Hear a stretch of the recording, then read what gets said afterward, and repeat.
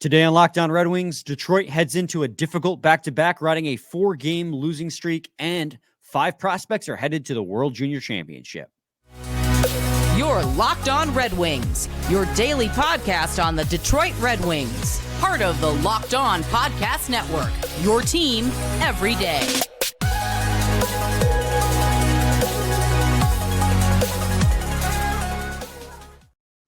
Welcome back to the Locked On Red Wings podcast. We are your hosts, Brian Fisher and Scotty Bentley. I'm a podcast producer for the Daily J, a WWJ News Radio podcast. Well, Scotty's host over at Locked On Tigers, as well as a freelance journalist for the Detroit News. And today's episode is brought to you by Sleeper. Download the Sleeper app and use promo code Locked On NHL to get up to $100 matched on your first deposit. Terms and conditions apply. See Sleeper's terms of use for details. Scotty, normally this is going to be kind of I don't want to say a weird episode, but normally we save our game previews kind of until the very end of our episodes, just because they're really quick. But with the circumstances in which the Red Wings find themselves in, being losers of 7 of the last 8 and riding a 4-game losing streak currently, 13-1 now when scoring 3 or fewer goals, just an absolute tailspin in this team. We're going to kind of do a 30-minute preview of these 2 games, but with a twist. We're kind of going to intertwine the conversations that we want to have today and how it could possibly help these 2 games. Now, also to note, these things could also happen at any given moment, but these 2 games, Scotty, Philadelphia at home and then New Jersey on the road, Friday and Saturday, I said it on yesterday's show, suddenly become kind of vital games to win, at least if not for the standings and your season's on the line if you lose these, but from a momentum standpoint, from a mental headspace standpoint, for just giving the fans kind of a sense of relief that this isn't, it's not completely falling apart and will, continue to fall apart. You know what I mean? So I just feel as if these 2 games are almost vital.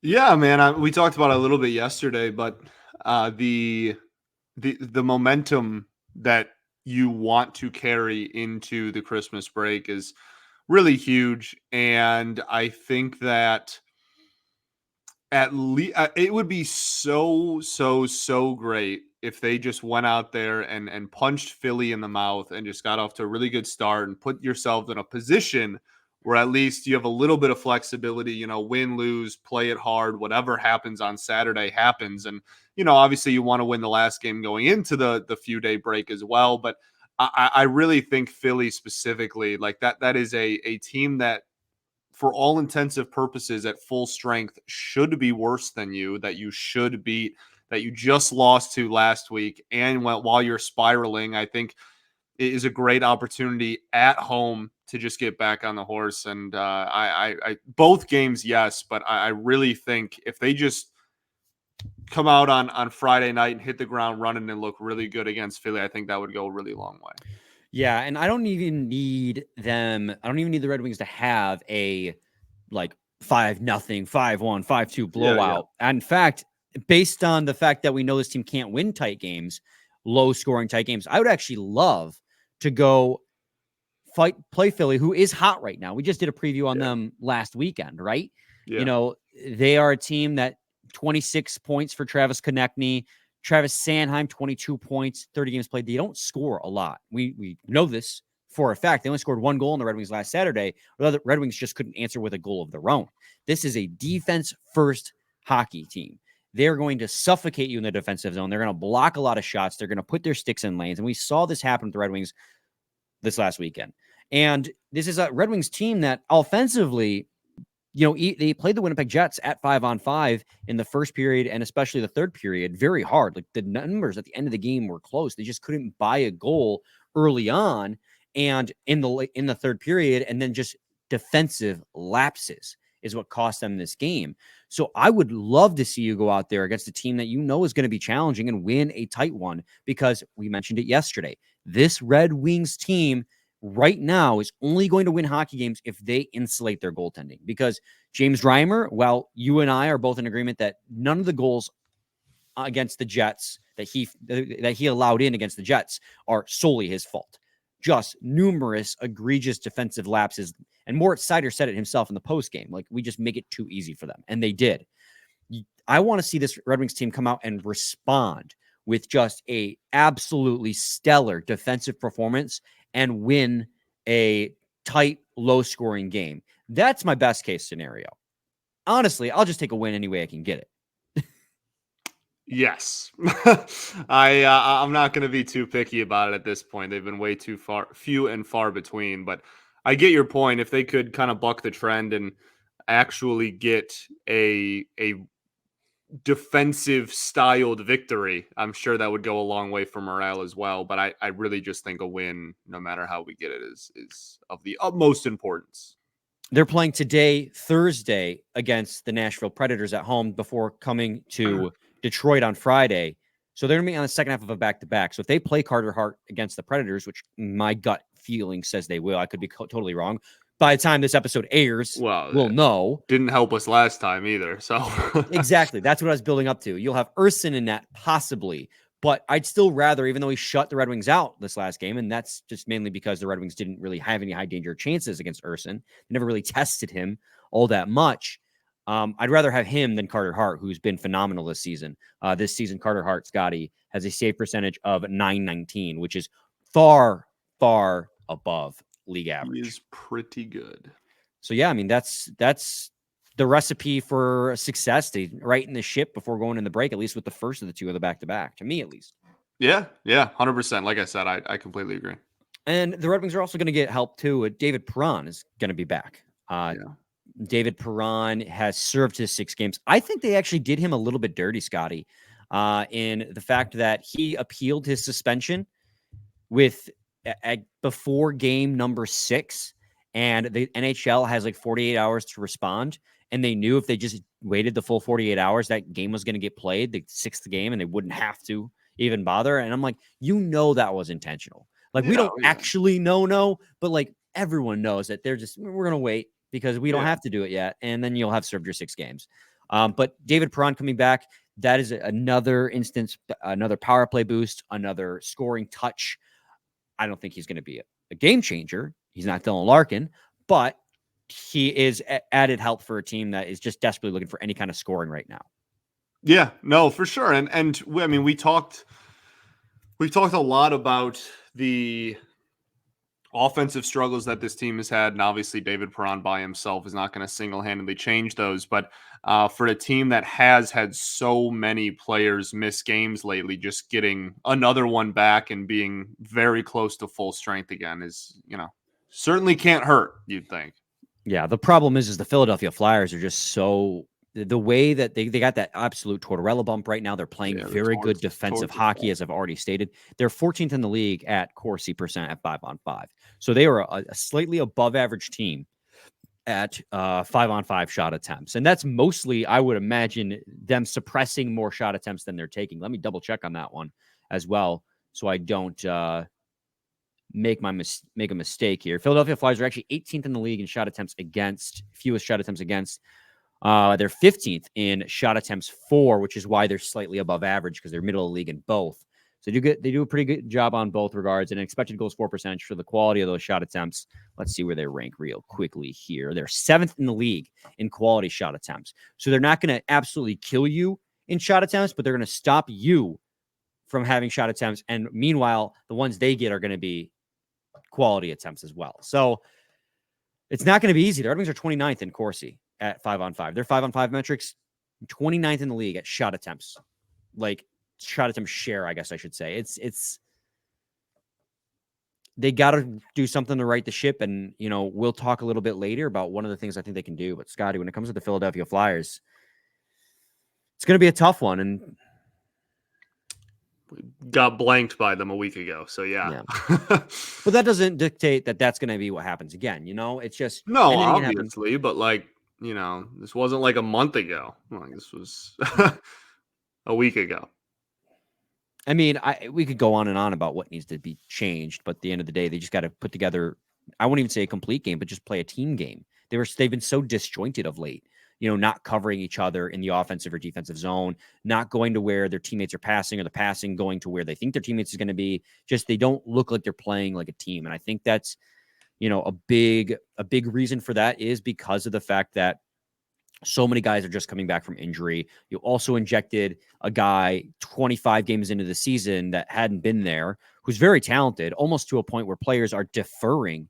Like, you see it. They're giving the puck to Patrick Kane whenever he's open, and they're just expecting him to do something with it. And Patrick Kane's been very good. Like, I can't really hate on that decision, but also make yourself available, So there's a lot that needs to change, and the Philadelphia Flyers are just game one of two really tough back-to-backs. Absolutely. So we're going to go to a quick break. When we come back, I guess we'll talk about the New Jersey Devils, and then we'll talk about if it's maybe time to inject some youth into this lineup. So stay tuned to Locked On Red Wings. A new NHL season brings all sorts of possibilities. You never know. It could be, I'm trying to think of a Red Wing player that's playing hot right now. I did Patrick Kane yesterday. There's not really much else going on for the Red Wings. Let's just say Christian Fischer could score 50 goals. Let's do it. You know what? Let's screw it. The Red Wings could hoist the Stanley Cup, and you could win big by playing daily fantasy hockey on Sleeper, the official daily fantasy app for the Locked On NHL Network. Sleeper is our number one choice for daily fantasy sports and especially daily fantasy hockey, because with Sleeper, you can win 100 times your cash in daily fantasy hockey contests. All you have to do is pick whether studs like McDavid, Ovechkin, Crosby, or McKinnon will record more or less than their sleeper projections for things like goals, assists, saves, plus, minus, and more in a given game. To win 100 times bet on Sleeper, you need to correctly predict the outcome of 8 player stats. You heard me, Red Wings fans. You can win 100 times your money playing daily fantasy hockey with Sleeper. So start paying attention and nail your picks so you can start winning big. Use promo code LOCKDOWNNHL and you'll get up to $100 match on your first deposit. Terms and conditions apply. That's code LOCKDOWNNHL. See Sleeper's terms of use for details and locational availability. Segment 2, Locked On Red Wings podcast. Scotty, do you have anything else you want to add about the Philadelphia Flyers, or should we just move on to the Devils? No, I think the Devils is a nice transition there. And again, as much of a point of emphasis I think the Flyers game is, this entire weekend is very important, obviously. Yes, it is very important all the way through. The New Jersey Devils, it doesn't really get that much easier. I know the New Jersey Devils are 6th in the Metropolitan Division right now. They're not playing their best hockey, but I still think that they're a very dangerous hockey team that just has really abysmal goaltending in net for them. Currently, right now, Vitek Vanacek has an .883 save percentage, and Akira Schmid has an .897, both well below. Well, actually, technically, Schmid's only a few points below the league average. I keep forgetting the league average in goaltending is like .903 right now. But both are below average goaltending. We saw that in the last time these two teams faced each other. Goaltending is a major issue for this hockey team. They got blanked by the Red Wings 4-0 on 16 shots, I think it was, or was that no? They only had 16 shots against the Red Wings.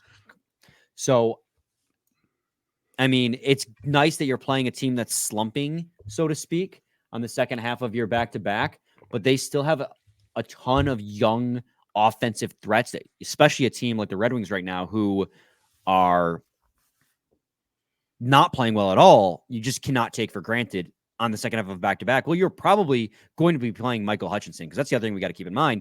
Michael Hutchinson is likely going to be getting one of these starts. So just yet again, another example where you have to really isolate your goaltending. Yeah, man. This is for insulate. Sorry. Yes, insulate. For as much as the Devils aren't off to like the crazy stretch that they had last season, this is still a team with a lot of offensive talent on it. A lot of offensive talent to the point where they have the best power play in the entire NHL. So heck of a test for a team that is desperately trying to, like you said, insulate the puck, try to limit high danger opportunities, etc. This is the issue for this team, as you just mentioned, has been goaltending. They're one of the worst goaltending teams in the league, overall, not even goaltender to goaltender, just as a team. So yeah, man, like this is a game where before the Wings started skidding, you would look at and you'd be like, all right, this is probably going to be a high scoring hockey game, right? Like I'll take the over on this one. But Now we're at a point where it's I guess I would say somewhat of a toss up in that regard. But yeah, man, this is still obviously Hughes, Bratt. Like this is very much still a phenomenal offense and a team that can put up a lot of goals in a hurry. And that is something that the Red Wings have struggled to prevent, is giving up a lot of goals in a hurry. So the Devils currently rank, they are just making sure they're 17th in the league at team save percentage in all situations overall. The Red Wings currently rank at 11th. Can you believe that? The Red Wings are nearly a top 10 team in team save percentage. Like, as much as we have been criticizing and critical of the defense and the goaltending is still 11th in the league in terms of team save percentage. That's wild. But this team is another one of those, and this is why they're struggling a lot this year. Obviously, their team save percentage isn't great, but when you look at their expected goals against, Scotty, at 5-on-5, they are 25th in the league. So this is very much a team. I know the Red Wings shut them out 4-0 before, and that there was a good reason for that. Their defense and goaltending is very porous. Like, this is a New Jersey Devils team that is not playing good defense whatsoever, but they score a lot of goals, and that's where their wins come from. But unfortunately, this year, they're like the Buffalo Sabres last year. They're not outscoring their problems like the Red Wings were. The Red Wings, for the large part, were outscoring the problems. The Devils haven't been able to do that, despite the fact that their Corsi for percentage, Scotty, their shot attempts percentage, their shot attempts share is, I think, 5th in the league at 5-on-5. They have a 55.41 across the season share of the shot attempts in any given game. Like, overall, that's insane. Especially when you break it down to Corsi for, their shot attempts for, their shot attempts against. They have the 12th most shot attempts at 5-on-5, but they've also given up the 29th most shot attempts, and they're 25th in quality of shot attempts given up. So this is a team where, if you're the Detroit Red Wings, like, it could end up being an absolute shootout, but this is a winnable hockey game. It sucks that it's coming on a second half of a back-to-back, but the Philadelphia Flyers are a tough team for the Red Wings to play against because their style doesn't mesh well against the Red Wings. But the New Jersey Devils, if you're still winless, if you're riding a 5-game losing streak, the Devils might be your best shot. So I talked a lot about it, Scotty, that your cushion is completely gone. You built up such a nice cushion in the wild card / Atlantic Division race against the teams below them, which is Buffalo, Montreal, the Senators, and Tampa Bay for a time, and then you blew it. Now these 2 games going into Christmas just become so vital, and it's Philadelphia is a tough team. It's going to be tough to play in New Jersey on the second half of a back-to-back, but these are winnable games, and they have to be won. They're going to be tough, but you have to win it, and you got to figure it out. I think New Jersey is your best chance because shootout will likely be a shootout. The numbers show that it'll probably be a shootout, but it's going to be a 2-0 final now. Give me a 2. Hey, but I did just say also at the segment 1 that right now what would make me happiest is a tight, low scoring win, because they haven't done that this season at all. Like, literally. I didn't say a win, but yeah. Oh, you didn't. That's true. I just assumed you meant win. It's a very difficult stretch of Red Wings hockey to predict, other than it hasn't been going well. That's kind of like the only constant, right? Like they have been consistently inconsistent in so many areas, and I agree with everything you said, though. This is an opportunity for the Wings for sure. Well, and that brings me to my final question, right? Like, at what point is it acceptable to inject some youth into this lineup? And also, can they inject youth into this lineup with the way the roster is structured? And I mean, I think we're going to wait until segment 3 to answer that question. So stay tuned. Passion, drive, and patience. What brings home the winning trophy is also what keeps your ride or die alive. eBay Motors has everything you need to maintain your vehicle and level it up to peak performance. From superchargers, roof racks, exhaust kits, LED headlights, and more, whether you're into speed, power, or style, eBay Motors has got you covered. With over 122 million parts for your number one ride, you'll always find exactly what you're looking for. With eBay Guaranteed Fit, your part is guaranteed to fit your ride every time or your money back. Because with eBay Motors, you're burning rubber, not cash. With all the parts you need at the prices you want, it's easy to turn your car into the MVP and bring home that win. Keep your ride or die alive at ebaymotors.com. Eligible items only. Exclusions apply. eBay guaranteed fit. Only available to U.S. customers. Segment 3, Locked On Red Wings podcast. Scotty, we've talked a lot off air, especially about the potential bringing youth up, but we've always hesitated to have the conversation because you look at the roster and it just doesn't seem really feasible. But then you hear about how guys, specifically Simon Edvinsson and Jonatan Berggren, are just tearing up the Grand Rapids Griffins.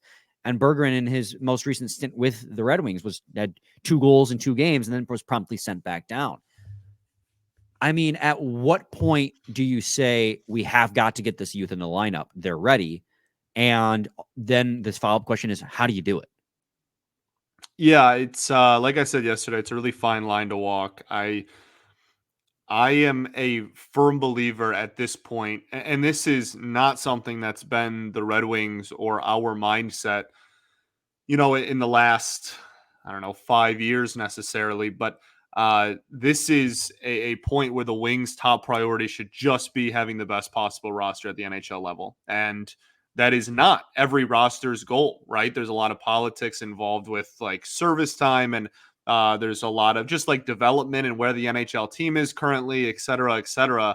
That is not every team's in the league's goal. And I think that the Wings are finally at that point, right? And there's an argument even last year they weren't. But I think this year you are at a point where you are trying to be competitive, be as competitive as possible, and you should be putting the 23, 24, 25 best dudes on the NHL roster every single night. And I think that a lot of people are of the belief that Edvinsson and or Berger specifically are probably deserve to be in that conversation. And then, as you said, obviously the conversation then becomes, okay, well, if you think that, how do you find room for them?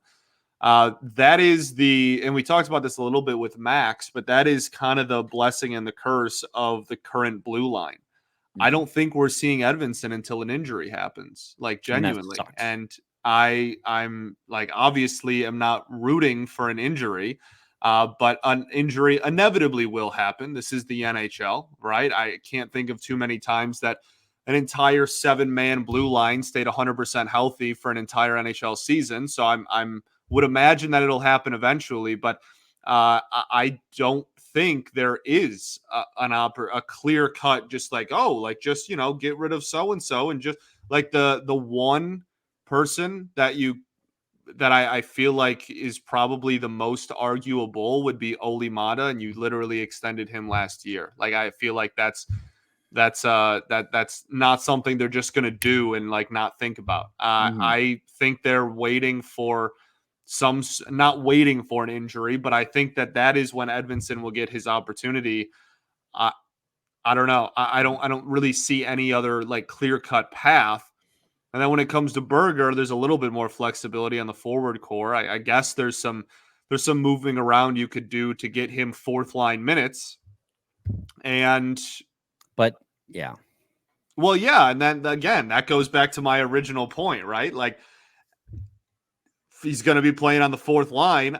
Does he deserve to be one of the like 12 best forwards in this organization and be playing 4th line minutes? I think there's certainly an argument for it, but then you got to really take a long look in the mirror and ask yourself if you'd rather Berger be playing 4th line minutes than top line and GR minutes. And I think that answer would be different for a lot of people. Again, I am of the belief you should just, at this point, let's just get what Yzerman and Lalonde, a combination of the two, etc., believe are the best players in the organization up here, and not do the back and forth game. But it's, again, a very difficult and fine line to walk, clearly. Yeah, it's incredibly frustrating because, and we mentioned this with the interview with Max, but Yzerman has gone on the record and say, like, if a player is ready to play at the NHL, they'll play at the NHL. And I don't know what else Edvinsson and Berggren have to do. I mean, like, yes, are there aspects of their games that could be improved? Sure. But are they aspects of their game that can be improved at the NHL level? I also think yes. Because in terms of overall productivity, those two players are they're too good for the AHL at this point. You know, Jonatan Berggren has 18 points in 19 games with the Griffins. He's been electric ever since returning, especially. Edvinsson, who's not necessarily known as being like a point-producing defenseman, has 16 points in 25 games with the Grand Rapids Griffins. Like, you drafted him to be like a back-end stalwart kind of guy, and he's producing points for them. Not to say he has no offensive upside. He does definitely have offensive upside. But, like, what are we doing, man? Like, what? It's very clearly that they're blocked. And you brought up the Olimata extension. That's the other problem. There is one defenseman on this hockey team right now that is going to be UFA at the end of the season, and that's Shane Gostisbehere, one of the few defensemen that I'd be happy keeping. Like, yeah, it's not even a problem of just this season and just right now. It's you're looking at the outlook, and if this team isn't in a position to sell, and not to say that trades can't still happen. Like, you can buy at the deadline and still move out a piece that you want to move out. But like, if you're buying at the deadline, you most likely don't want to rock your chemistry too much either. You want to bring in somebody overall. So, like, where does Simon Edvinsson fit even next year? Because you'll still have Wallman under contract. Sider will have his brand new shiny contract. Sherrod will be here. Petrie will still be here because Petrie's got a no trade clause. Like, he's not going anywhere. Olimata's got a 3-year deal. Justin Hull has a 3-year deal. And then Olimata's on a couple more years as well. So there's just nowhere to squeeze in Simon Edvinsson, and you're not going to bring him up and bury him on the sixth line. And that's the sixth defenseman on the third pair is what I meant to say.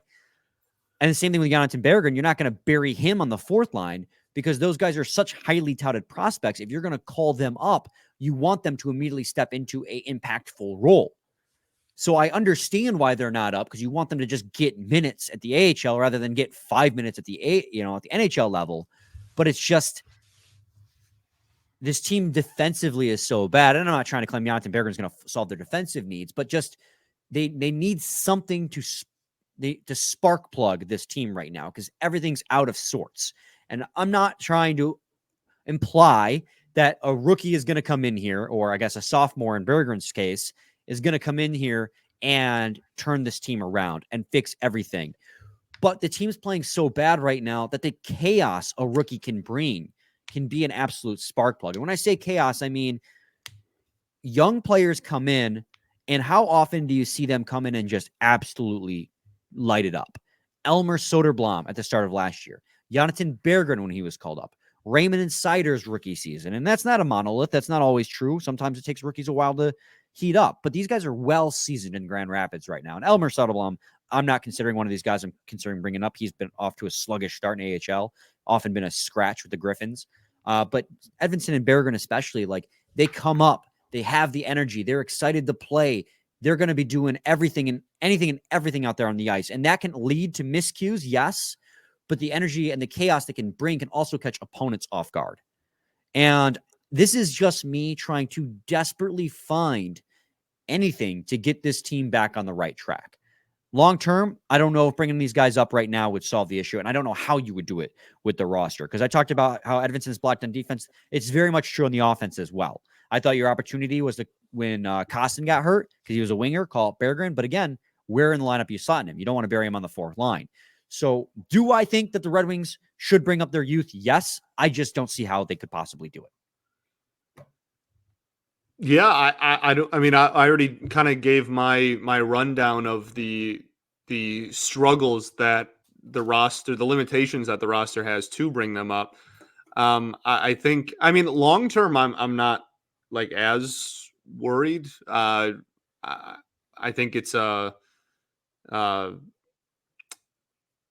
don't think that we should be looking a year down the road and be like, what's this blue line going to look like in a year? Like, it'll change. Like, it's like, I'm being a Debbie Downer right now. Right. Like, it's, yeah, I know. It's like, it's going to, we have a whole nother off season and still the rest of this season and a trade deadline and et cetera, there will be room a year from now, but in this moment, it's I don't really know. I really don't. And I don't know if calling them up would I mean, Berger's played this year and like played in somewhat, when the injuries were happening, prominent roles. And like, he didn't, that didn't like change the entire outlook of the offense. So it's not a guarantee that even that would happen, but at least it's some sort of a brainstorming exercise for like how to jolt some energy into a locker room that has been just absolutely struggling like crazy lately. And that's what it comes down to, right? Like I even just said, like, it isn't like they're going to come in and absolutely change the locker room culture and make this team a Stanley Cup contender, but it's more about getting different bodies and energies in the locker room. The energy level right now, they're so down on themselves because they've been playing so hard and they've been so banged up, and they've had that's the other thing too, is right. Like they didn't even practice on Thursday because they didn't get in from Winnipeg until 2 a.m. And then they have a back-to-back 2 days following. And I agree with that decision. You don't want to wear them out, but how are you supposed to expect to fix your mistakes when you don't even have time to practice? So there's so many things going against the Red Wings right now. And I'm just trying desperately to grasp at anything to potentially right the ship. And Edvinsson and Berggren, namely those two, because I don't think, Hannes, Mazur, Casper, those guys aren't ready yet. Albert Johansson, you could make an argument, is ready as well. He's been kind of overshadowed by Simon Edvinsson, but it's just trying to find anything to get this team back on the right track. And also, like, we keep hearing about how good the Red Wings cabinet of prospects is, yet here we are 5 years into Yzerman's tenure. And I'm not trying to say I know better. In the end, I still believe in Yzerman's building. But we're 5 years into his tenure, and the only 2 draft picks that he has made that we've seen is Seider and Raymond. We have all these other guys playing in Grand Rapids. And I think I understand the idea, right? Get these guys playing together, get them playing in the system, because the Grand Rapids Griffins are apparently running the same system as the Red Wings, get them adjusted to the North American ice. That way, when they come to the NHL, they're ready. I see it. I agree with it, but I'm getting impatient and I'm getting desperate for something, which is why it's a good thing I'm a podcast host, because if I was the general manager getting desperate, the team would never go anywhere. But I get so impatient watching these players that seem like they're ready, just sit there in Grand Rapids, put up points nonstop. Yeah. We had this conversation of the offseason too. And I was more on the depth is a good thing side. But the team's been on the blue line, certainly not on the forward core, but on the blue line, the team has been like absurdly healthy. So like, here we are. And that's the thing that struggles. That is most frustrating, is even if you wanted to bring them up, there's not room. But we beat that dead horse. Scotty, we're 34 minutes into the episode. Real quick, the World Junior Championship begins on December 29th in Sweden, in Lucas Raymond's hometown. The Red Wings have 5 prospects going to World Juniors. And of course, like an idiot, I was exiting out of tabs just now. But Axel Sandin-Pellikka, Nate Danielson, Trey Augustine, Kevin Bicker, and see, there's one that I'm forgetting, and this is why I'm an idiot. That's why I had it up just in case. Be patient with me, guys. I'm really sorry. Anton Johansson, the other Johansson in their system, are all going to World Juniors representing their respective countries. So keep an eye on that. Trey Augustine with Michigan State, the 2nd-round pick, the goaltender for the Red Wings, has been absolutely phenomenal. Big part of the Michigan State's resurgence, making my buddy John real happy. Nate Danielson started off slow with the Brandon Wheat Kings, but has since just exploded offensively. He currently has 25 points in 24 games with them this season. He's been great, which was expected because he's their captain. He's experienced. Axel Sandin-Pellikka, one of the most exciting defensemen in the Swedish Hockey League right now. I think at one point he led all defensemen in points at 18 years old. Let me double check on how he's doing. We were really excited about him on draft night, man. Dude, he's going to be so good. I think he's not going to make the NHL next year, but he's going to take a few years because he's so young and raw. But what he's doing with the Swedish hockey team is incredible. He's got 26 points in 51 games as an 18-year-old playing in the Swedish Professional Hockey League. Incredible. I'm really pumped for Sandin-Pellikka. Kevin Bicker, 5th-round pick by the Red Wings this past year. He plays in the German league, the DEL. He has 2 points in like 26 games played. And there's Anton Johansson as well. But overall, Scotty, I mean, Nice. not as many prospects going this year, but the ones who are going are definitely of note and definitely to be watched. Yeah, man. I mean, this is the I kind of want to call it the cycle, right? Like we have had a crop that were consistently in these type of tournaments and whatnot, and in this tournament specifically over the last couple of years. And as obviously they keep getting older, then we have the next crop, and it's really cool to just see a lot of players that we just drafted playing, obviously, right? That's kind of the fun part. But I'm super pumped about it in general. USA's roster is looks awesome. Yeah, I'm really excited. They always do, and then they break your heart. So well, annoyed. Anyway, Scotty, we're gonna have a game recap for the people after this weekend game. So we'll be recording on Sunday. So it'll technically be a Christmas episode because it'll air on Monday. So we'll say Merry Christmas to you guys then, and Happy Holidays and all that jazz. You got any final thoughts, buddy? We ball. We do ball. We'll be back with a new episode on Christmas Day. So stay tuned for that. Same time, same place. It's your team every day.